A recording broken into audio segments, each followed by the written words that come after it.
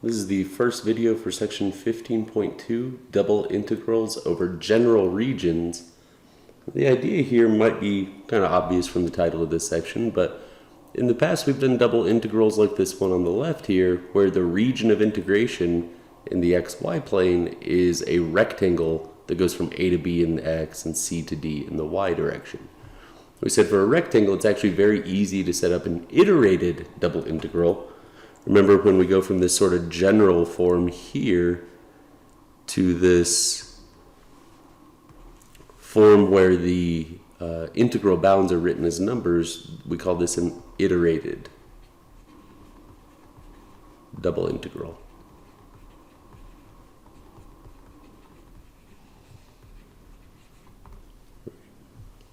So we said for a rectangle as our region R of integration, this is pretty easy to set up the integral. We saw the integration is usually also pretty easy past that, not too difficult at least. But the question in this section is, how do we handle integration over a region that isn't just a rectangle but is some general shape?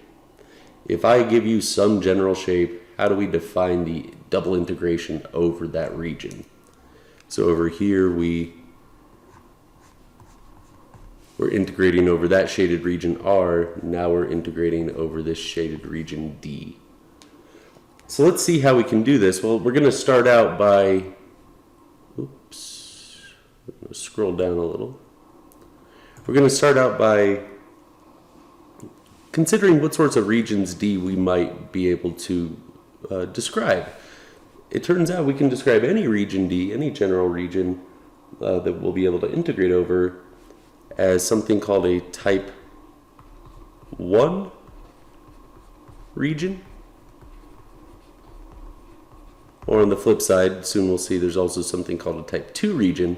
Let's start here though with the type 1 region. A type 1 region is something of the form, we'll say this region is called D, and it's the set of all points x, y in the plane such that x is between two constants, a and b, similar to the rectangle situation, but the y value is bounded by functions of x. We'll call them g1 of x and g2 of x. Right? The y value is trapped between two curves given by g1 and g2. So the sort of regions we're thinking of when we describe type 1 regions are things like this. Maybe here's one curve,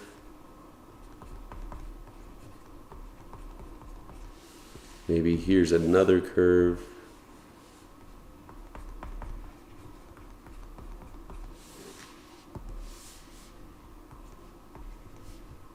and we go from A to B between these curves.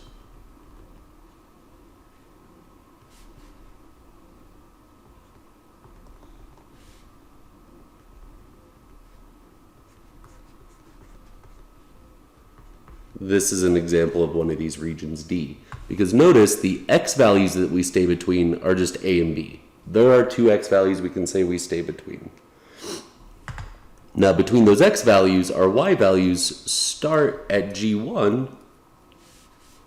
At any given x value inside of here, the y value there is bigger than G1, so bigger than the height of the red graph.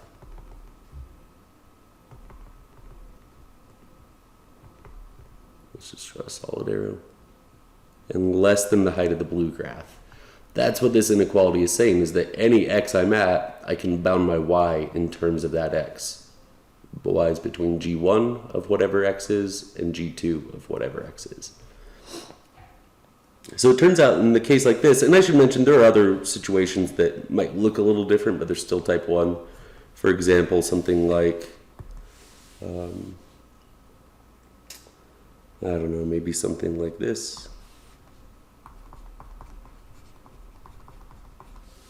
And something like this, where we go from their intersection points.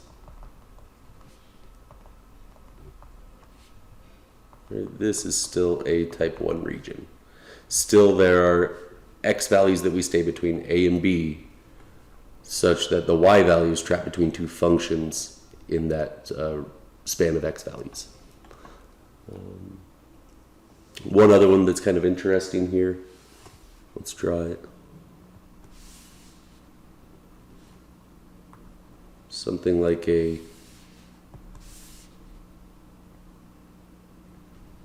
curve turning back on itself. That's also a type 1.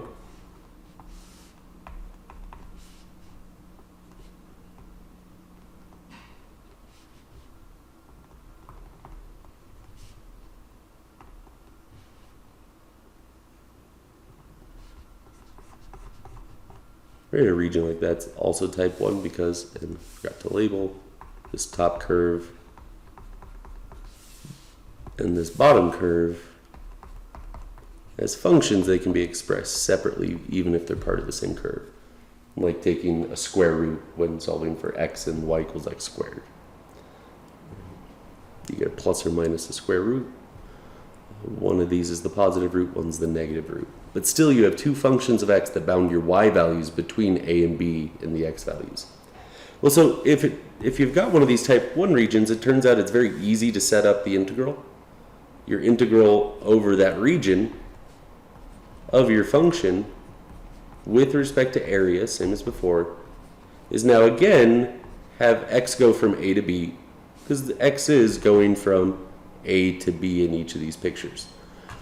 But now we know the y values aren't going from some constant to constant, they're going from some function of x to this other function of x. Right? Those are the y bounds. We put the y bounds on the inner integrand, on the inner integral, and the x integral bounds outside to go with the outside differential. This is it. This is how we're going to set this up. We'll see that the trouble is typically finding all these details about our graph of this region D so that we can easily set up these parts. Before we get into examples, I want to mention that there are also something called type 2 regions, which are this same idea except you reverse the roles of x and y. So let's briefly mention type 2 regions before we go forward. Type 2, I'm not going to put so much detail in. But type 2 would be something like a curve here and a curve here. X equals h1 of y, x equals h2 of y, and you go from y equals some c to d. So this region in here would be our region D. So that's the pretty direct analogy to this first type 1 region. You also get analogies to these other two sort of looking type 1 regions in type 2 instead. But the big thing here now is the y has constant bounds c to d, and the x values at any of those y's, at any y inside of here, the x value starts at the h1 curve and goes to the h2 curve. So just like before, we can set up our double integral very easily. But we're reversing the roles. We now know y is going from c to d, constant, and x is going from h1 of y to h2 of y. Well, so we need to put the constant bounds with the constant differential on the outside, dy, and the variable bounds, the function bounds, those are bounds on x, so we'll put those inside since those bounds are on the inside integral. And we write our function inside. Right, so this is the basic idea. Let's see examples. I think that's a better way to see what's going on than anything. Let's see examples of how to actually integrate over general regions, type 1 or type 2. We'll see you can actually cast any region as type 1 or type 2. Just turns out to be sometimes more or less convenient to use one system compared to the other. But let's jump in here. Let's look at this example. Let's look at this picture where we have this graph, which I will say is x equals y squared, and we've got this graph, which I will say is y equals x squared. And notice there's this region trapped between. Let's call that region D. Well, let's figure out the double integral over D of xy dA. So let's see, first thing we need to do is set up this integral, meaning we need to describe this as a type 1 or type 2 region. This looks pretty symmetric in both the variables, right? If you interchange them, you wouldn't know any, in both of those equations of the curves, if you interchange the variables, you'd still have the same curves here. Which tells me it probably doesn't matter which type of region I cast it as. So let me just think in terms of type 1, where let's remember type 1 says we find constant x bounds and then let the y values be bounded by some curves g1 of x and g2 of x. Sorry, I had to sneeze. I paused the video so you didn't have to hear that. Yeah, so let's remember a type 1 region has constant x bounds, variable y bounds, right? The y bounds depend on x expressions. So let's see what we can do here. Let's figure this out. If I'm thinking between here and here, well, the x values I stay between overall are 0 and the intersection point of these two curves. So often in this stuff, you're going to have to find an intersection between y equals x squared and x equals y squared in this case. And this is really not so hard to do just with substitution. Instead of x squared in the first equation, do what x equals. That's y squared according to the other. Actually, let me do this reverse. Let me plug in, I'll plug in this equation, the y value there, in for y in the other equation. So instead of x equals y squared, it'll be x equals x squared squared.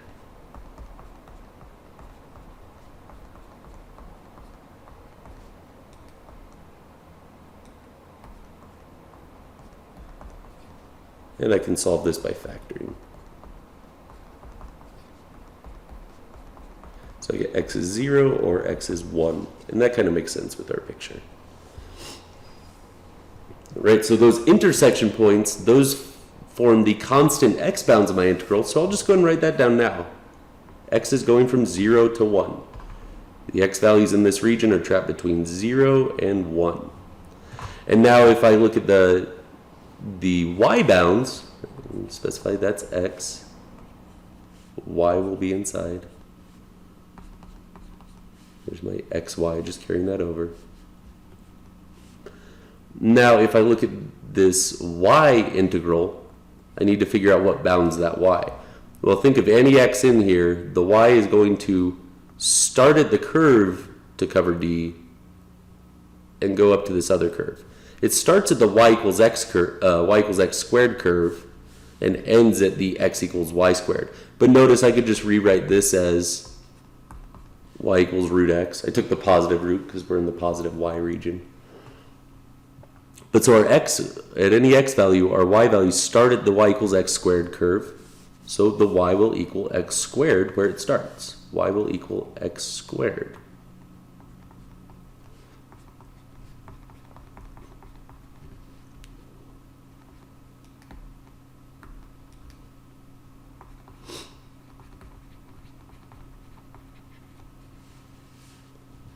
And it goes up till it hits y equals root x.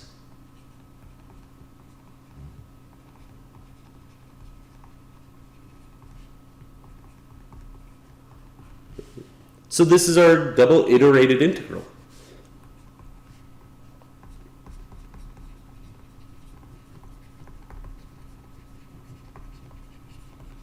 It has these actual bounds written out for each variable individually. The integral bounds on each variable are written out individually.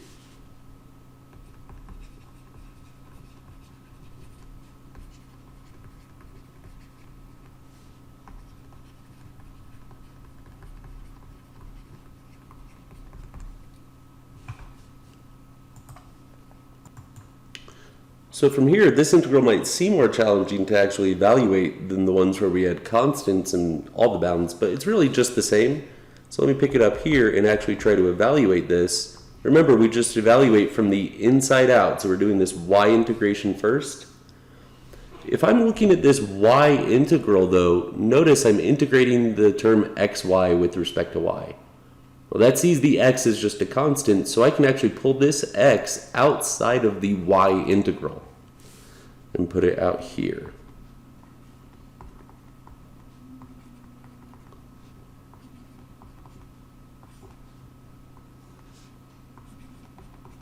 And now let's see.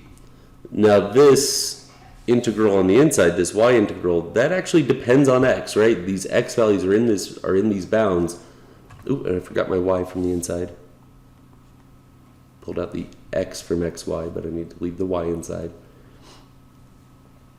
So these bounds having x's in them means this integral, when we evaluate it out, will be a function of x. We cannot take this out of the x integral, like we did earlier when we separated variables on a rectangle.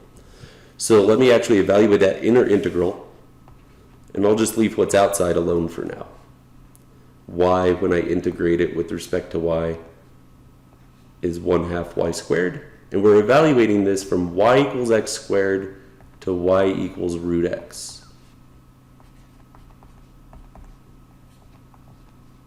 Let me just see what that gives me. When I plug in root x for y, I get 1/2 x, because the y is squared, root x squared is x. At the lower bound of integration, I get, looks like 1/2 x to the 4th dx. And so now I've got just a usual Calc 1 integral. This is just a simple polynomial integral in x. Let me go ahead and finish this up. I can pull a half out of everything, leaving x squared minus x to the 5th. And I can integrate. Just with power rule. This is a pretty easy one since we have the nice easy 0 to 1 bounds. We just get a third minus a sixth. A third minus a sixth, what is that? It looks like that's just 1/6 times 1/2 is 1/12. So at the end of the day, we found that this integral, double integral over this region D of xy dA equals 1/12. Let's see another example where we see a type 2 region. This was type 1, and by type 1 we meant the x got constant bounds in the integral, the y got variable bounds. Let's do a different one where it might be easier to use type 2. Yeah, let's look at this. Let's look at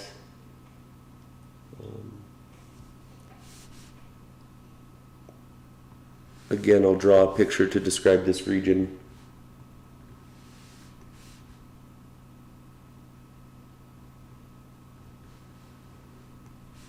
Let's say this is part of the unit circle, and this line has the equation y equals negative x plus 1.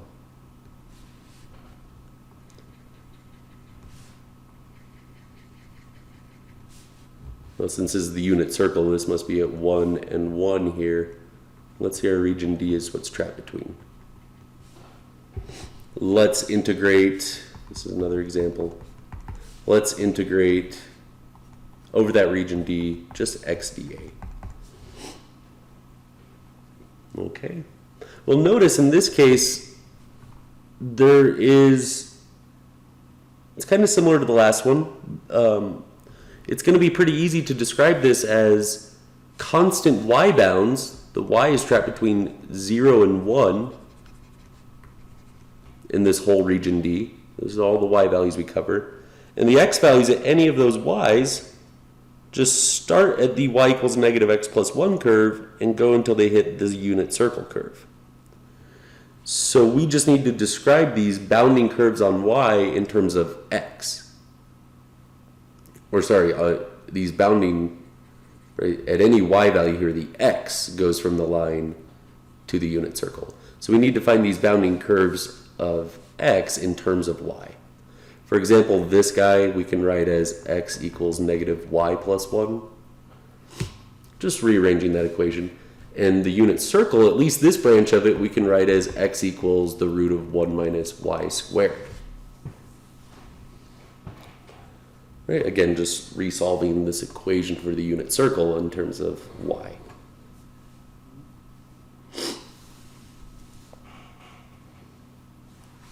So let's see what we have here. Right, we want to do the differentials in the order dx dy this time. Keep in mind, I'm just keeping my function x inside there. So let's see what's happening here. The y bounds should go from, the outer bounds should be constant. They should go from 0 to 1. Just overall, what is the lowest and highest y value in your region? And the x value should go from this curve, negative y plus 1, because that's where the x values start, out to the unit circle. X equals the root of 1 minus y squared.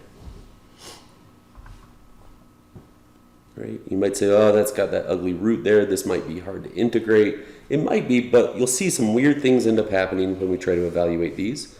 So let's actually try working from the inside out. Let's actually try to evaluate this integral.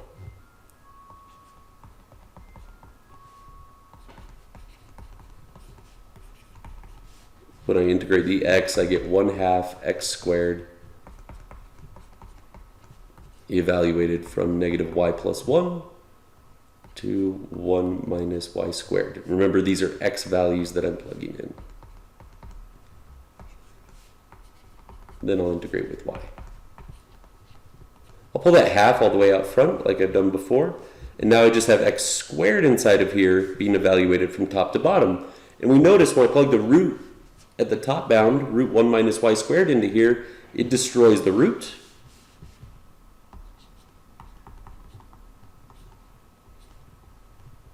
And when I plug in the bottom bound, it is what it is. I have to square this. Let's see what we get.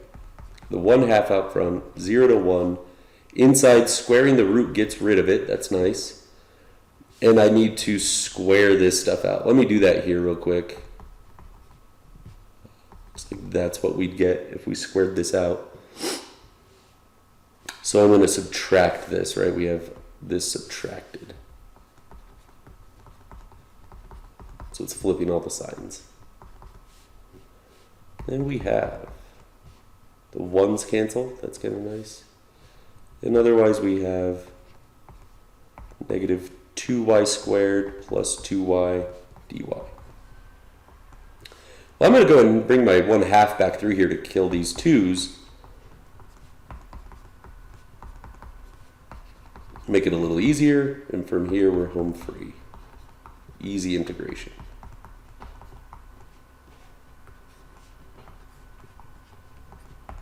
Again, this is pretty easy because those easy 0 to 1 integral bounds, we just get this, which looks like it's 1/6. Okay. So let's see what's next.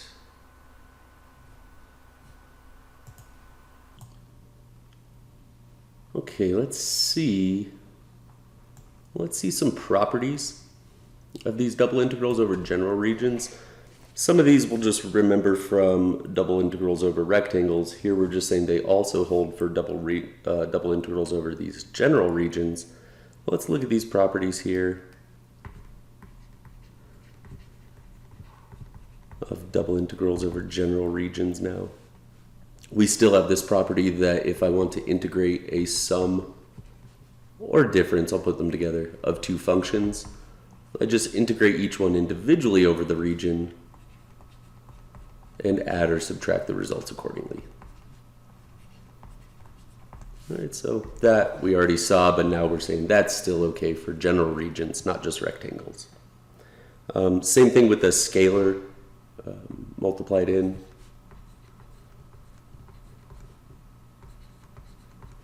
If you have some number c multiplied in there, you can bring that number outside, just as with a double integral over a rectangle. This one we saw still holds here. This one about integration preserving inequalities. If f of xy is less than g of xy for all xy in D,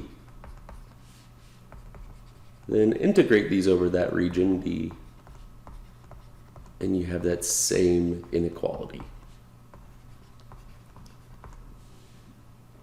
Right. And I should mention here, this follows for the same reason as it did before. When we view these double integrals over general regions, maybe some region like this, all we're thinking now is there is some graph of f that sits above that region. So maybe I draw the outline of the region here. Then I see that I have this f that's got maybe some curves and some lumps and some dips in it. That's supposed to look like a curvy surface, z equals f of xy. But we're still just getting, when we take this double integral, we're getting the volume of that. The volume of all this, everything between that surface and the region D. So for the same reason this inequality held before, it holds here. F is a surface that's always higher than G at all points inside of here, so it's going to trap more volume than G. Right? But it's important to realize that we had rectangles before, and now our footprints of these kind of solid objects just look like these general regions. Let's see another one.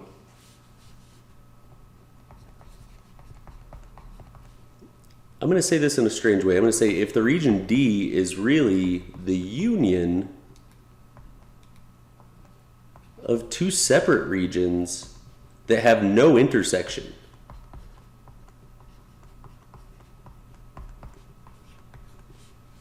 Meaning the region D looks like some total region overall split into two pieces.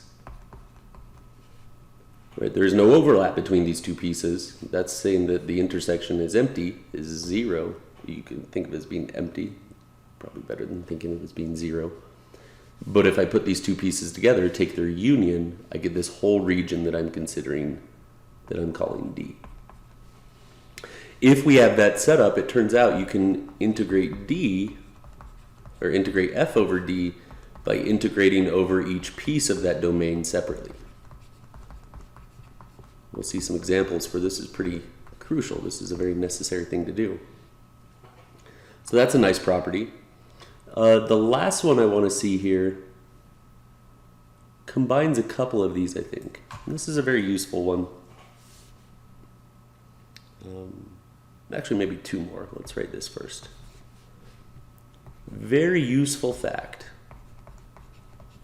The double integral of 1 dA. Maybe pause for a second, think about what this might represent.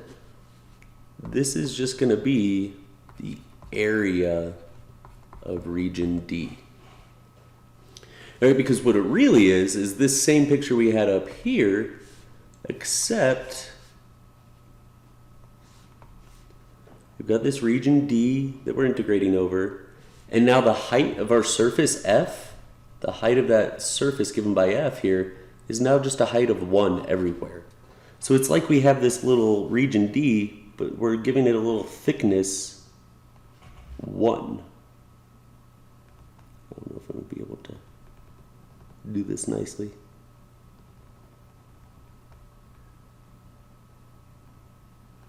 Right, so we've just added a constant thickness to this of 1. If we call the area of this region A of D, then because that thickness is constant, this implies the volume is just the area of the region times that constant thickness.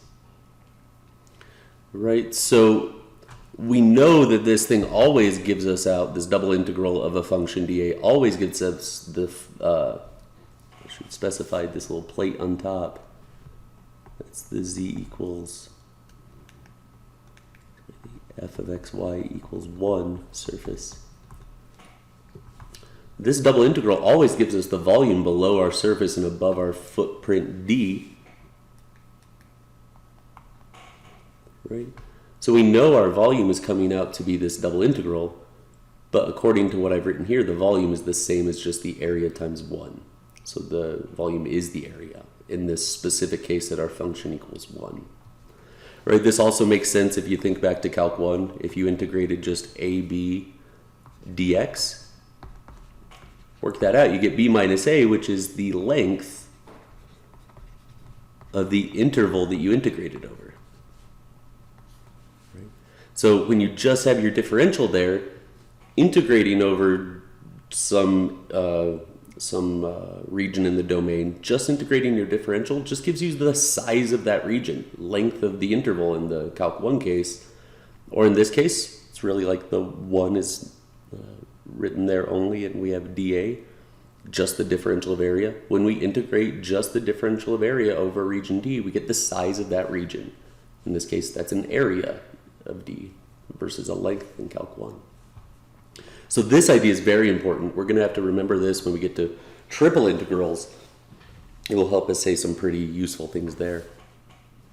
But let's see another property. Let's call this property 6 that kind of combines a few of these. If you have some constant little m that's less than or equal to f of xy, and a capital M constant that's bigger than or equal to f of xy for all xy in the region D, then it turns out there's this nice way you can work this out to get an estimate on how big the double integral could be. It is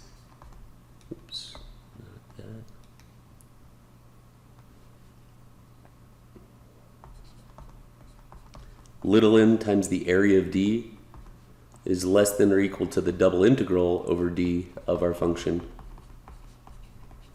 is less than or equal to capital M times the area of D. Right, this combines a few things. It combines this inequality, property 3. Just applying these inequalities tells us that the integral of little m and the integral of big M satisfy the same inequality here if we put the integral of f. But the integral of a constant, the constant comes out and you're left with the integral of dA, which produces an area. So that's how we're getting these areas out on both sides of this. But this is a very useful tool for bounding the size that an integral can possibly be. If you know how big your function gets, you can know how big your double integral can get over a region. So those are some of the properties I wanted us to see. Let's do one more example that I think is kind of interesting. I almost always put one of these on an exam. Let's look at this.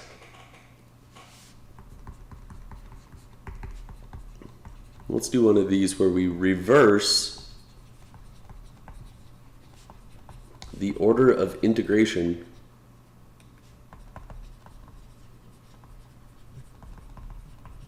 to evaluate a double integral.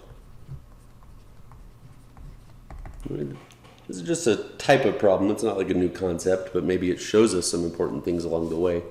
Let's say we are looking at the integral 0 to 1 cube root of y, or up to 1, sorry,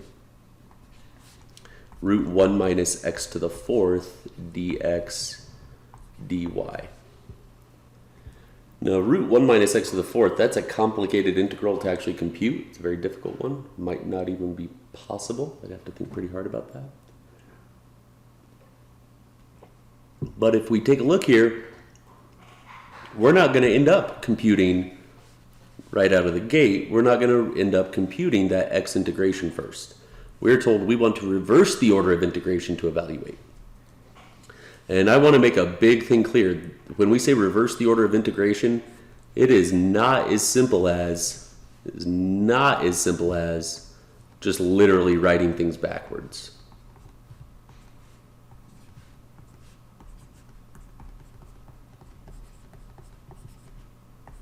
And evaluating. That's not how this works. Do not make it this simple.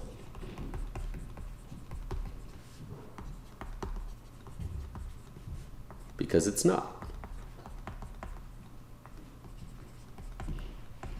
Okay, big important note there. When we say reverse the order of integration, we actually have to think very carefully about what this region looked like that we were integrating over. Oops, sorry about that. What this region looked like that we were integrating over, defined by these original integral bounds. And keep in mind, these original integral bounds, maybe even before we get there, why is this so obviously not okay, this stuff I've emphasized over here? When you're doing a double integral, if you're describing, if you start out with these bounds on the outside being 0 to 1, that tells you at the end of the day, this is going to come out to be a number of some sort. You're going to evaluate out all those variables after you integrate. Well, over here, we've got a variable expression in an outer integral bound. That y would remain, right? There's no number that y would ever get replaced with because it's the last round of integration. No more numbers being replacing variables after that. So, in a double integral, you always want the constant bounds to be on the outer integral. This is nonsense this way. Well, let's see what's going to happen in this case. Let's see what we're actually dealing with. We've got y values, right? The outer integral tells us what the y values will be, the outer differential values, 0 to 1. So this is saying the y values go from 0 to 1, 0 to 1. Right, so this is telling us our region of integration is actually trapped in this strip of the plane between 0 and 1. Right away, the y values tell us that. Now the x values tell us the x values go from cube root of y to 1. The x goes from x equals cube root of y to, oops, keep moving my frame. X goes from cube root of y to x equals 1. That's what the x integral bounds tell us. So let's see here. Let's see if we can draw this. X equals 1. I know where that's at. That's roughly here. That's just a vertical line. Right, so we're not going past that. We're going up to that. It's starting at x equals y cubed, which is the same as x equals cube root of y, which is the same as y equals x cubed. Y equals x cubed, that's a pretty easy graph. Looks something like this in this region. Right, it continues on out of this region. Like that, and like that. But we're saying that between y equals 0 and y equals 1, for every y value in there, our x values start at this curve and go to the x equals 1 curve.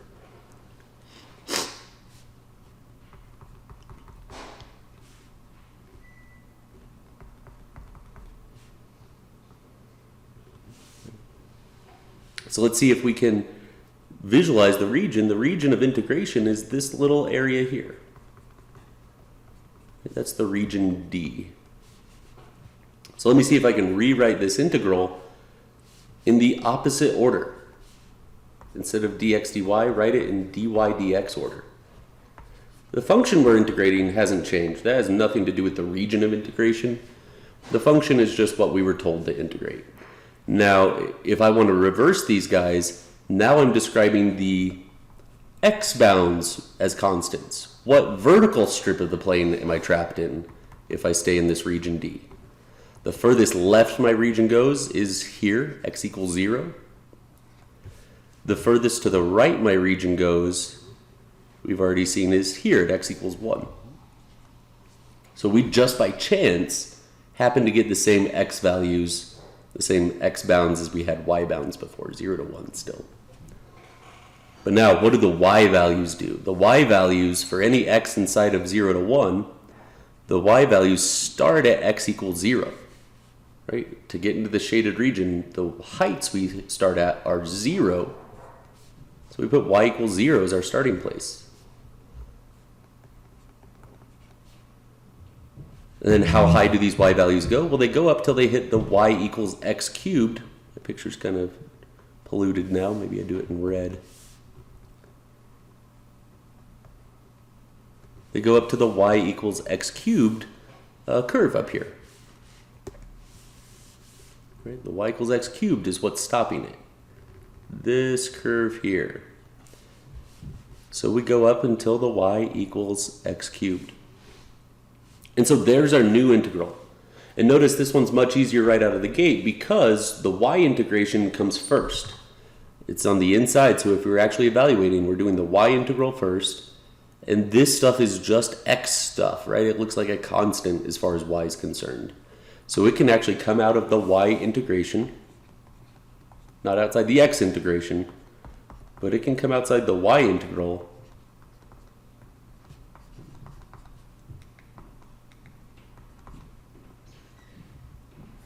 Just like that. And now we can easily evaluate this inner integration. dy evaluated from 0 to x cubed is just y evaluated from 0 to x cubed, right? From y equals 0 to y equals x cubed. And not too bad from here. Well, let's see, we get x cubed out of that. And now we're in a great position to do a simple substitution.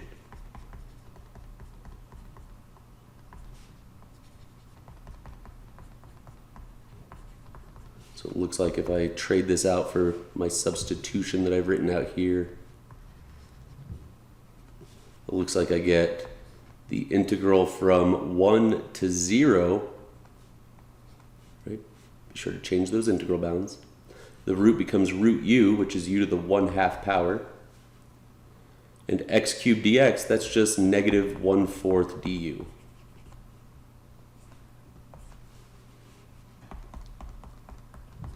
So it looks like I get negative 1/4 u to the 3/2 times 2/3.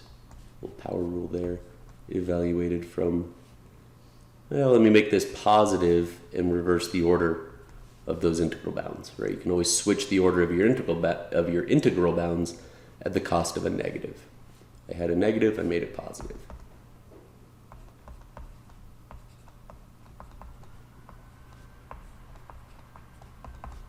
Looks like we get 1/6 at the end of the day. At the end of the day, this integral we started with equals 1/6. But here is maybe the most important part, the integral rewritten in the opposite order of integration. This is a very important idea. Sorry, my page got so messy here. I think it's because I crossed all this stuff out to start with. But this is the big idea, how you reverse the order. You have to draw this region out and really visualize it before you can carefully put it back together in the opposite order.